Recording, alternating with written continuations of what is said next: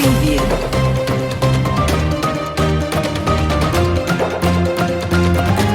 Preview.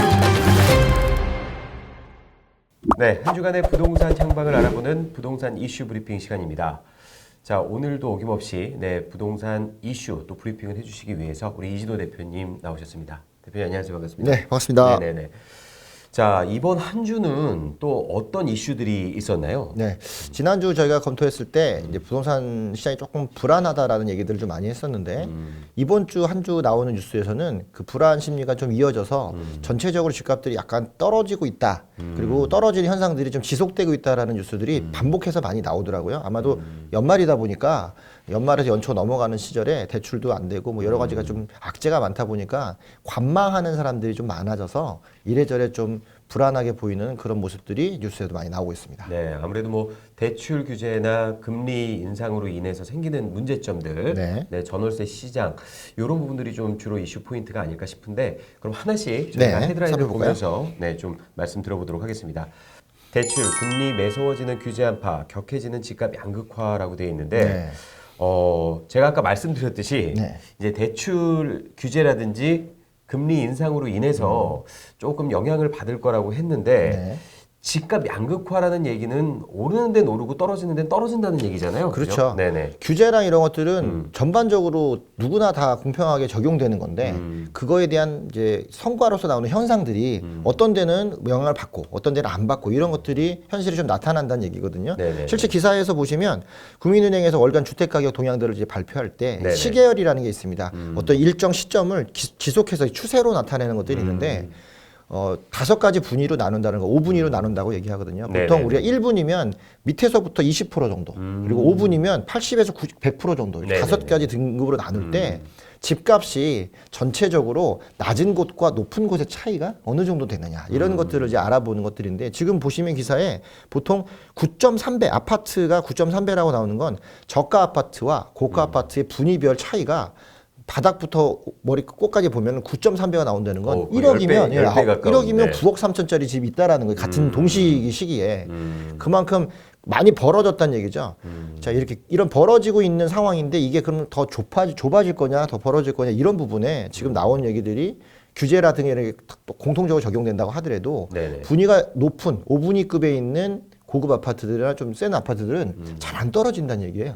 그리고 오히려 저가 아파트들이 더 진폭이 심하다. 이렇기 때문에 벌어지는 현상들이 더 나온다는 얘기인데 저희가 안에 박스 내용을 살펴보면은 부동산 114의 이제 수석연구원이 내놓은 자료에 그 이제 언급된 부분에 매수자들이 대출을 받아서 접근하는 중저가 아파트가 대출을 조이면 거래량이 감소한다. 이런 멘트들이 있습니다. 결국은 돈을 좀 많이 있고 좋은 아파트들은 매수자, 수요자들이 많기 때문에 조금 흔들려도 바로바로 교체가 되는데 저가 아파트들은 대출이나 규제, 금리 등의 영향을 많이 받다 보니까 그런 부분들에 취약해 있다. 뭐 이렇게 좀 볼 수 있겠고 네.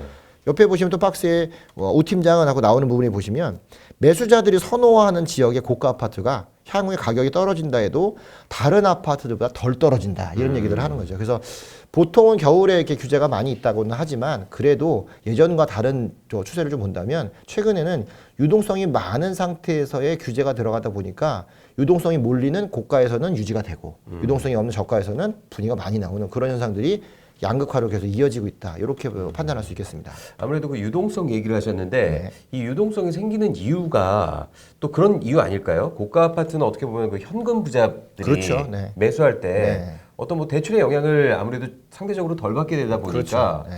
돈이 있는 현금 부자들이 구입을 하는 부분에 있어서 또 어려움이 없으니까 그렇죠. 고가 아파트들은 쉽게 떨어지지 않는 부분 아닌가 그런 싶은데. 부분도 있고요. 네네. 어떻게 보면 대출 입장에서 본다면 대출은 비용이잖아요. 이자를 내야 되는 부분인데 이자를 발생을 안 하는 그러니까 현금으로 다 사버리면 가격이 좀 떨어진다고 해도 내가 비용이 나가는 건 없어요. 근데 대출을 끼고 사시는 차입 투자의 경우에는 가격이 떨어지면 매가도 떨어졌지만 그렇다고 대출이 떨어지진 않거든요. 그 대출 이자는 또 내야 되니까 금리가 오르면 그만큼 부담이 더 되겠죠. 그러다 보니까 대출로 할 수 있는 분위에 있는 물건들은 오히려 금리나 이런 것들 영향을 많이 받는 거고 비용이 덜 나가는 안 나가는 내 돈 주고 다 사신 분들은 그냥 잠깐 가격이 떨어질 뿐이지 추가로 나가는 비용이 없기 때문에 버틸만하다 이렇게 볼 수 있겠죠. 자, 지역을 보니까 강북구와 구로구, 노원구, 중구 등의 순으로 하락 거래가 늘고 있다고 네네. 했는데 이게 진짜 확실히 하락 전환기를 맞은 건가요? 아니면 이런 게 있더라고요. 보통 신고가가 어느 정도 나오고 나서 네. 그 신고가 중에 이제 최상의 어떤 그 금액을 기준으로 네. 봤을 때 그거에서 이제 꺾였다 그래서 떨어졌다고 보는 건 또 무리가 있다. 그렇죠. 이런 분들도 있던데. 그래서 지금은 아마 네네. 살펴볼 때 이렇게 보셔야 될 것 같아요. 구입 시점이 어느 시점이냐. 예를 들어 3년 전 구입했냐, 2년 전 구입했냐, 1년 전 구입했냐에 따라서 3년 전 구입하신 분들은 상승폭이 일단 있고 그때 당시에 대출 대비했을 때는 지금이 좀 양호한 LTV를 갖고 있기 때문에 사실 그분들이 떨어졌다는 체감은 크게 못해요. 최근에 노도관 금관구가 작년부터 그 구입이 되게 늘었거든요. 그렇죠. 그러다 그만큼 또 보니까 많이 올라가 있잖아요. 그렇죠. 그러다 네네. 보니까 지금 또 그런 부분들이 많이 떨어졌다 얘기 나오는 거는 최근에 구입한 것들이 상승률이 있지만 어떻게 보면 지금 하락기에 그 상승분을 지금 반납하고 있지 않느냐 이런 모습들을 보여줄 수 있기 때문에 확실히 고점이다 아니다라기보다 떨어졌을 때 그 상승분이 반납한 만큼이 어느 정도 나오느냐 결국은 투자는 조금 일찍 들어가서 시간을 버티는 것이 역시 장땡이다 뭐 이렇게 얘기할 수 있는 부분이겠죠. 네, 두 번째 헤드라인 한번 살펴보도록 하겠습니다. 아파트 월세 거래 증가 내년도 불안이라고 돼 있는데 네. 아무래도 지금 또 월세가 그렇죠. 굉장히 또 좀 많이 거래가 또 되고 있는 것 같아요. 네. 상대적으로 그만큼 또 전세가 또 줄어들게 되는 거 아닌가 싶은데 어떻습니까? 전세가 우리가 이제 보통 우리나라만 있는 제도라고 해서 전세가 탄탄한 거를 유지를 하고 있는데 어느 시기쯤 되면 이 전세가 좀 줄어들면서 월세가 늘어나는 현상들을 보여요. 월세는 매달 비용을 지불하는 자기가 거주하는 비용을 지불하는 그런 그 케이스라고 본다라면 실제 월세를 많이 내려면 소득이 많이 있어야 되거든요. 그런데 특이하게도 최근에 월세 거래가 많이 늘어났다, 월세가 많이 증가했다는 부분이 그럼 소득을 낼 사람이 소득으로서 월세 비용을 그러니까 자기 주거비를 낼 사람이 많아진 거냐? 또 그렇게 보기는 좀 어렵거든요. 그렇다면 그 월세 지수가 높아지는 궁극적인 이유 뭘로 보시나요? 그러니까 아마도 그 가격이 올라가다 보니까 매수로 올라가기 좀 어렵고 전세가 최근에 전세자금 대출이 좀 막아지기도 하고 막히기도 하고 여러 그런 부분이 있다 보니까 또 소득이 오히려 안 붙다 보니까 자기가 갖고 있는 보증금을 일부 반 전세로 이렇게 돌려서 보증부 월세 돌려서 목돈을 자기가 운전자금으로 쓰려고 하는 분들이 좀 많아요. 왜냐하면 이제 코로나나 이런 것 때문에 직장을 잃은 분도 계시고 다른 여러 사정 때문에 목돈이 들어가는 분들은 지금 본인 입장에서 전세금의 목돈이 가장 세거든요. 그렇다고 전세를 빼면 어디 갈 데가 없으니까 전세를 월세 보증부로 전환해서 오히려 월세가 늘어났다 이렇게 보는 게 지금 시장에서 맞는 것 같아요. 그렇다면 어떤 대출 규제가 또 영향을 미쳤다고 보는 거는 그렇죠.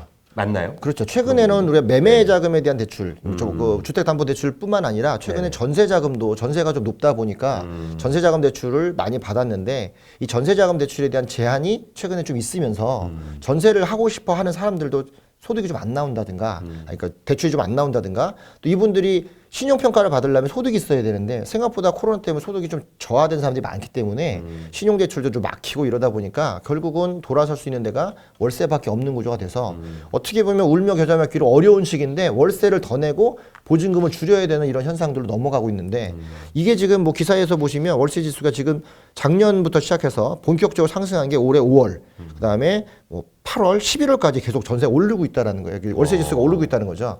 보통 어떤 지수가 연속적으로 오를 때에는 추세가 붙었다 이렇게 얘기하는데 월세 지수가 이렇게 오른다는 얘기는 그만큼 시장 변화가 좀 빠르게 일어나고 있다 이렇게 보기 때문에 내년에도 이게 유지되면 좀 불안하지 않을까 이렇게 이제 얘기하시는 것 같아요. 흔히들 그 전세와 그 집값의 관계에 대해서 많이들 얘기를 하시잖아요. 네. 그렇다면 이 월세가 또 집값에 미치는 영향은 또 어떨까요? 우리가 보통 전세에서 또 월세로 바꿀 때 전환율을 따질 때 서울시 같은 경우는 과거 6%대 전환율을 가져갔어요. 그런데 지금은 4.5%대까지 내려와 있거든요. 이게 뭐냐면 전세로 목돈을 살고 있을 때 나가는 돈이 없기 때문에 맡겨놓지만 월세로 살면 그만큼 매달 나가는 비용이 자기 소득에서 어느 정도 차지하느냐 30% 넘게 차지하느냐 이런 부분들이 중요한데 이제 이 차지하는 비중이 늘어나다 보니까 실제 전세로 살고 있을 때 나가는 비용 없이 자기 월급을 그대로 자기 생활비로 쓰면 저축할 수 있는 부분과 그 중에서 일부를 월세로 다 내고 나면은 모이는 돈이 별로 없어지니까 생활이 계속 악화가 되겠죠. 지금 같은 시절에 돈을 좀 더 모아서 갖고 있어야 되는 시기인데 오히려 이런 분들이 돈을 모으지 못하는 일이 생기다 보니까 계속적으로 악순환이 나올 수도 있는 부분들. 그래서 지금 월세가 많이 더 늘어난다는 부분들은 사실상 사회적으로 부동산 시장 자체에서 전월세 임대 시장이 좀 격해지고 있다, 뭐 약간 각박해지고 있다 이렇게도 볼 수 있겠어요. 네. 그렇다면 그 문제는 또 내년인데요. 네. 내년에 그 임대차법에 따른 계약갱신 청구권 만료 이후 네. 전세 가격이 큰 폭으로 상승할 가능성이 높다고 돼 있는데 네. 이렇게 되면은 내년에는 월세로 전환하신 분들이 좀 더 힘들어지지 않을까요? 그렇죠. 오히려 더 많이 증가할 수 있고 또 하나는 그 이제 2+2 제도가 내년에 만기가 첫 번째 되는 해인데 네네네. 그게 이제 7, 8월 달에 된단 말이죠. 그럼 그렇기 전에 전세가 2, 3개월 먼저 움직이는데 분명히 임대인들은 이번에 오른 뭐 세금들이라든가 다른 여러 가지 나갔던 지출들을 그 전세금 상승폭으로 만회하려고 할 거란 말이에요. 그럼 지금보단 전세금이 훨씬 더 높아질 것이고 다만 그 높은 전세금을 또 따라가지 못하는 이분들은 결국은 다시 또 월세로 가야 되는 일밖에 없기 때문에 이런 것들이 연속해서 다음 연도까지 이어진다면 내년에는 7, 8월 달 분기점 기준으로 또 월세 상승폭이 더 나올 수도 있는 것이죠. 네. 그럼 계속해서 세 번째 네. 헤드라인 한번 보도록 하겠습니다. 도정법 연내 개정 불투명 공공 직접 사업 주춤이라고 되어 있는데 네. 도정법이 지금 개정이 불투명한 상태면 아무래도 조금 이로 인해서 좀 투자를 했던 분들도 좀 영향을 많이 받을 것 같은데요. 그렇습니다. 네. 올 초에 그 이제 기존에 있던 기존 장관이 변창흠 장관이 이제 부임했을 때 네네네. LH 출신의 변창흠 장관이 제일 먼저 했던 게 3080 플러스라는 공공 주도 정책을 먼저 했단 말이죠. 수도권에 30만 호, 전국적으로 80만 호를 공공주택으로 공급하겠다. 그리고 그 안에 사업에서 기본적으로 공공이 직접 주도하는 그런 사업을 하겠다고 하고 또 서울시에다가 또 다른 지역들도 마찬가지지만 그런 지역도 후보지로 선정을 해놨단 말이죠. 네네네. 그 후보지를 봤더니 뭐 중림동이라든가 신월동이라든가 주거 환경이 열악한 지역들을 기다리기 좀 어려우니까 직접 시행을 하겠다 이렇게 해서 후보지를 뽑았는데 그 당시도 아마 설명을 좀 드렸을 건데 아무리 공공이 직접 주도를 한다고 하더라도 이런 방식이 과거에 있던 방식이 아니다 보니까 이 방식을 하려면 그거에 맞는 법령 정비가 먼저 있었어야 되는 거죠. 그런데 그 이후에 바로 LH 사태가 터지는 바람에 네네네. 또 흐지부지가 됐고 법안이 올라갔지만 상반기 넘어서 하반기 때는 대선 전국과 맞물리면서 이게 본회의 통과가 지금 애매해지는 시점까지 왔어요. 그러다 보니까 일을 하고 싶어도 법령이 없기 때문에 특히나 이 민간들도 민간이지만 공공은 법령 없이 진행을 할 수가 없거든요. 그러니까 지금 보시면 박스 오른쪽 박스에 나온 것처럼 LH 관계자가 하는 얘기가 지금 주민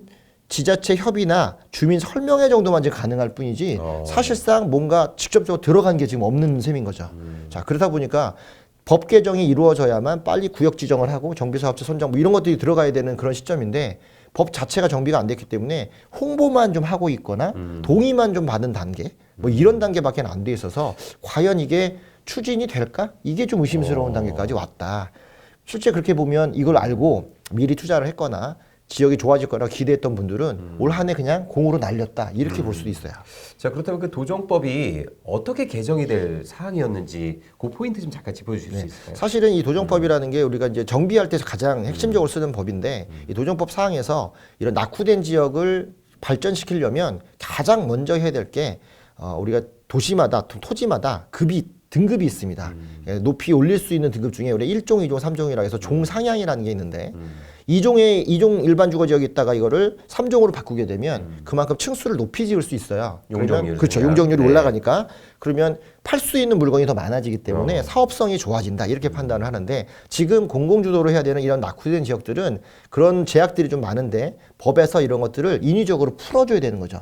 2종을 3종을 올리거나 3종을 준주거로 해주거나 이게 들어가야 되는 부분이 있고 또 하나는 그렇게 그것만 간다는 것보다 용적률을 좀 더 주는 용적률 인센티브를 적용해서 약간 특별법 성격으로 도정법의 이런 공공 부분에 대해서는 용적률을 더 줄 수 있다. 뭐 이런 것들에 대한 개정이 필요한 상황인 거죠. 그게 되지 않으면 사실 뭐 무의미한 거예요.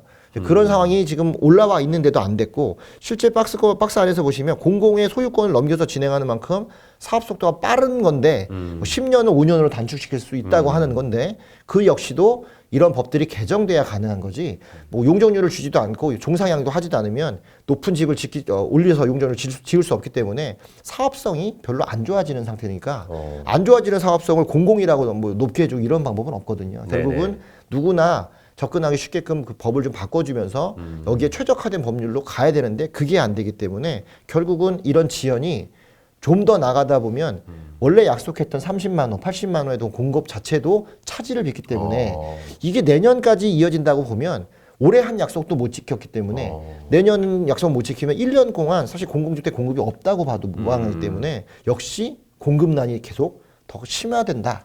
여기까지도 내다볼 수 있는 거죠. 저기 보니까 그 공급대책 성과에 치우쳐 일단 후보지부터 선정한 탓에 사업이 어그러질 네. 우려도 맞아요. 있다고 진단했는데 네. 이게 진짜 없었던 일이 될 수도 있는 겁니까? 그렇죠. 이게 그렇다면? 문제가 되는 건 이게 법이 안 바뀌면 일 진행이 안 되는데 이 소위 말하면 이제 뭐 반장 선거 한다고 사람들 뽑아놓고 선거하겠다 해놓고 후보자들을 많이 다 해놨어요. 누구누구 반장 출마해라 해놓고 실제 갔더니 어떻게 뽑는지가 안 정해진 거예요. 그 후보자들 가만히 있다가 저희 어떻게 해요? 했더니 일단 뽑는 거 정해놓고 그러다가 한 학기가 가면 반장 없이 간 거죠. 이런 일이 생기면 애매한 거예요. 지금 딱 후보지만 정해놓고 원래 법령 정해놓고 법령에 맞춰서 후보지를 뽑는 게 순서인데 공급에 너무 치우치다 보니까 후보지부터 깔아놓고 법은 천천히 준비하면 된다. 자, 왜 그렇게 진행을 했었냐면 LH 사태 이전에 변창흠 장관 했을 때 국회의원들의 180석을 민주당이 갖고 있었기 때문에 사실 법 통과되는 게 그렇게 어렵겠냐라고 생각했던 거죠. 그러니까 일단 후보지 깔아놓고 스피디하게 진행하겠다 했는데 LH 사태가 딱 터지니까 누구도 그 말을 못 꺼내는 거고 그게 조용해지는 그 순간에 대선 구도로 넘어가다 보니까 지금 와서 이걸 또 뒤집어내면 LH 문제가 또 튀어나오고 막 이렇게 되기 때문에 아마도 국회에서 이 문제를 다루기는 좀 민감할 거예요. 결국은 이렇게 사장되지 않을까. 이런 부분이 되고 내년에 또 정권이 바뀌면 바뀌는 대로 새로 맞춰서 또 도시계획을 해야 되기 때문에 올해 확실히 스타트를 냈어야 되는데 내지 못했던 부분들이 결국은 이렇게까지 끌려오게 됐다. 이렇게 또 판단할 수 있겠습니다. 네, 계속해서 마지막 네 번째 헤드라인 한번 살펴보도록 하겠습니다. 네. 서울 아파트 전세 시장도 26개월 만에 공급 우위로라고 네. 돼 있는데 지금 어떻게 보면 전세 물량이 네. 더 넘친다는 얘기인 건가요, 이게? 그렇죠. 지금 네. 헤드라인만 본다면 전세 물량이 좀 26개월 만에 공급 우위로 돌아섰다. 많이 나왔다. 이런 얘기인데 네네네. 우리가 앞서 월세 지수 얘기하는 것과 비교해 보면 이게 같거나 또는 다른 느낌들이 있어요.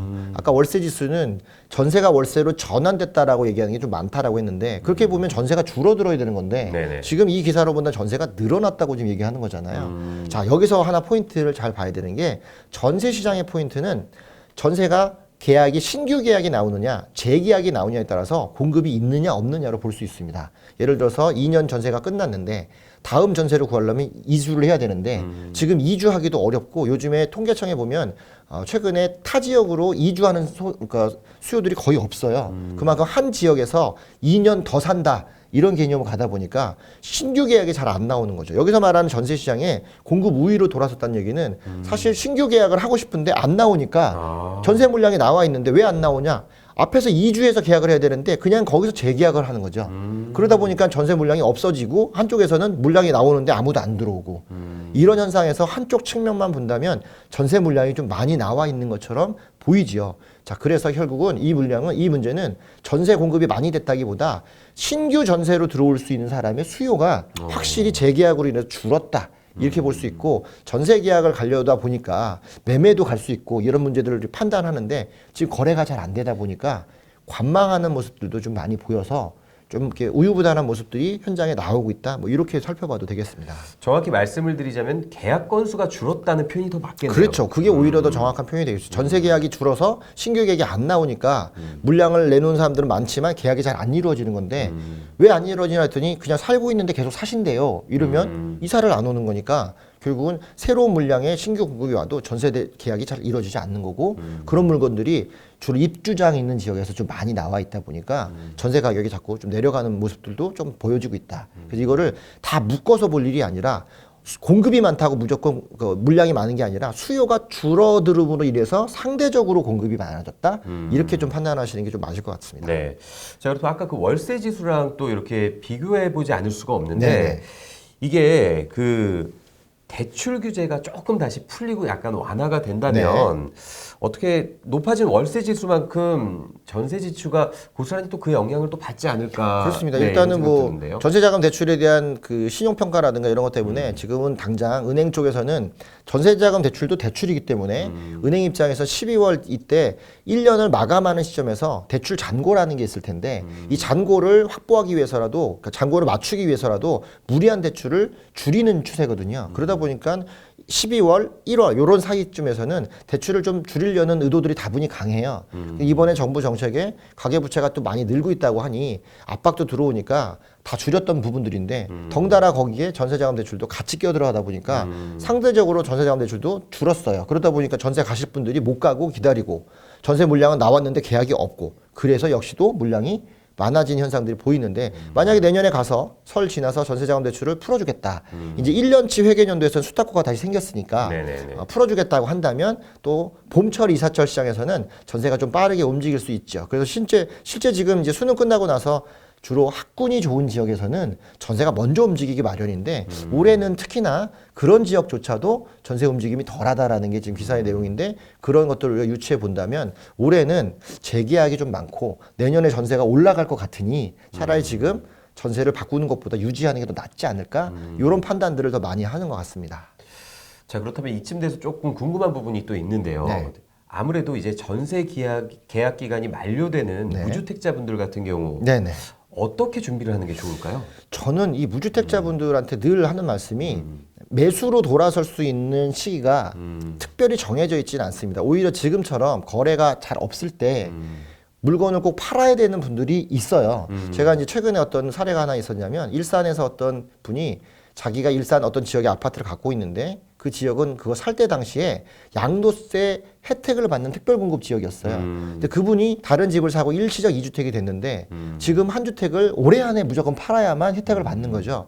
그런 물건들은 실제 지금 무주택자들이 사주는 게 되게 좋은 케이스인데 어떻게 보면 금매로 나오는 그렇죠. 금매로 물건이 나왔죠. 있을 시세가 수 뭐 있다. 7억 5천인데 네. 자기가 뭐 7억 2천, 3천, 7억 1천까지 팔겠다고 하는데 그런 물건들을 받아낸다면 해당 지역이 추가적인 호재가 있기 때문에 이후에 2, 3억이 더 오를 수 있는 지역이 아직도 많이 있는데 이 무주택자분들이 내년, 내후년 되면 물량이 많아서 가격이 떨어질 것 같아. 지금 막 흐름이 막 떨어지는 것 같아. 노동관, 금관구가 꺾였어. 이런 마음 때문에 섣불리 진입을 못했다라고 생각한다면 저는 어떻게 보면 다주택 입장에서는 좀 어려운 판단일 수 있으나 취득세라든가 이게 높기 때문에 무주택자 입장에서는 이렇게 시장이 움츠러들 때 오히려 조금 더 낮은 가격으로 진입할 수 있어서 무주택자 분들이라면 오히려 더 공격적인 판단을 해야 되지 않을까.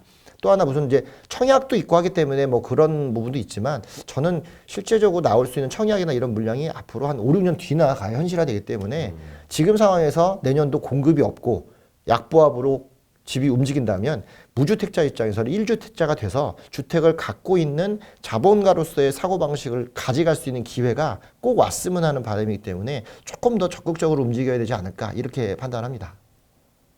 네, 12월 둘째 주의 뉴스 브리핑이었습니다. 저희는 다음 시간에 또 새로운 이슈 브리핑으로 여러분 찾아뵙도록 하겠습니다. 시청해주신 여러분 감사합니다.